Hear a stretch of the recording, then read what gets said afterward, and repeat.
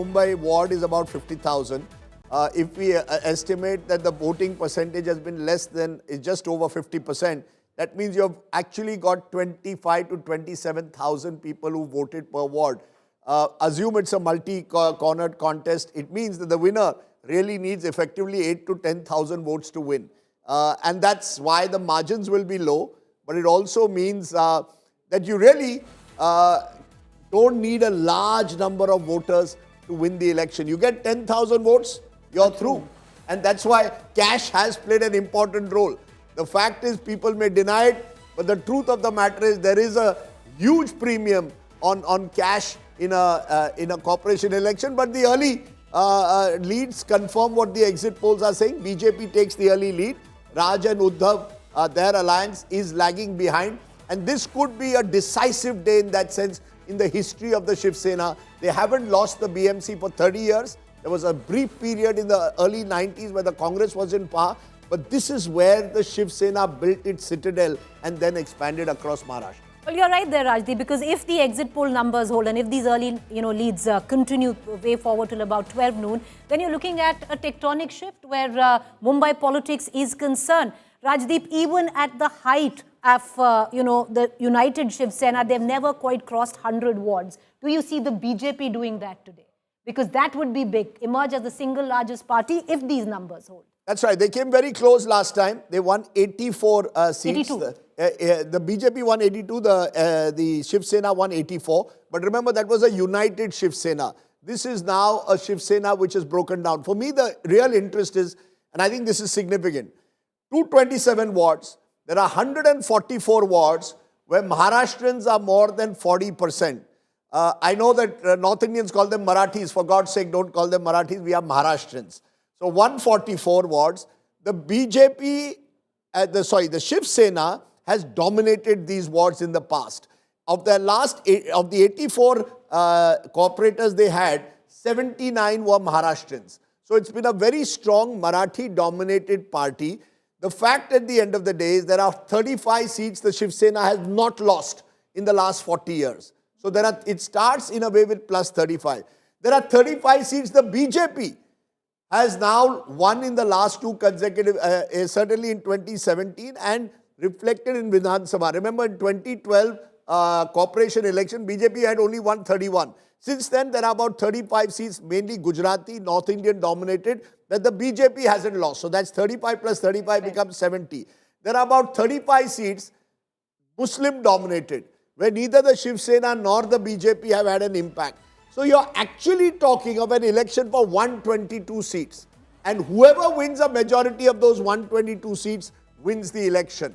And that's where I think the BJP has concentrated on breaking the Marathi vote bank of the Shiv Sena, and at the same time consolidated itself in North Indian and Gujarati pockets. So I think the BJP has calculated how to win an election.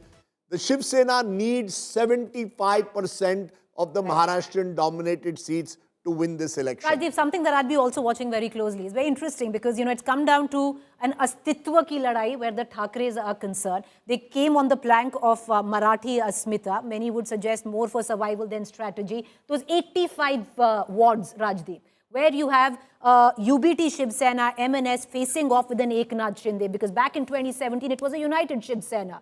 Of course, the influence of Eknath Shinde in these areas is lesser. But with what exit poll data seems to suggest that the BJP and Eknath Shinde have made inroads. Yes, what will be interesting to see, there are 68 seats. 68 seats where there is a direct contest between UBT and UBT Sena and Shinde Sena. Those seats are interesting. Will the BJP voter easily transfer to the Eknath Shinde Sena? Possibly. Will the Eknath Shinde Sena voter transfer his vote as easily or her vote as easily to the BJP? If there is a perfect transfer, then our exit polls will be proven spot on. And I think the BJP-led alliance... What's your hunch? My hunch is the BJP has prepared far better than the other side for the election. And local elections are based on your preparation at the ground, the last mile connectivity. Cash is one part of it, but it's also your connect. Remember, 54 of the corporators of the Shiv Sena out of the 84 who won have switched and joined the Shinde Sena. And these are people who have a strong local connect. So it's all very well to talk of Astitva, Marathi identity. You can sit in Shivaji Park and make those speeches. You have to translate it into the ground on your last mile connectivity. Just one last word. Pune is equally important because for the Pawars, this has been their bastion. Just as Shiv Sena bastion has been Mumbai, for the Pawars, Pune, Pimpri, Chinswad has been their bastion. And therefore, I think what happens in Pune is important. The first leads are going to the BJP in Pune. So if Pune also goes along with Mumbai, I think the BJP establishes its dominance in the two brand families of Maharashtra, Pawars and Thackeray's could both be facing a setback today. Omkar Wable is joining me from a counting center in Pune. Mustafa Sheikh is at Matoshri, that's the residence of Uddhav Thackeray. Ritvik Bhalekar is outside Raj Thackeray's house. And I can tell you, Raj Thackeray's house has got bigger over the years, even as his vote bank has got smaller. If you go and see his house, it's even more grand than I remember 20 years ago. House has become bigger, his vote has shrunk. That's another story. But Omkar Wable in Pune, am I right to say, this is a real test for Sharad Pawar, Ajit Pawar coming together?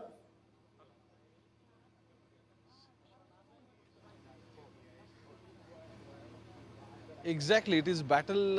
It is battle of existence in the Pawar, especially when it comes to Pune and the western region of Maharashtra. So after the split, I mean after the 2 years of gap, both factions came together for the first time. It is not about a political reconciliation. It is all about the family reconciliation, and that could lead to a party merger, and that.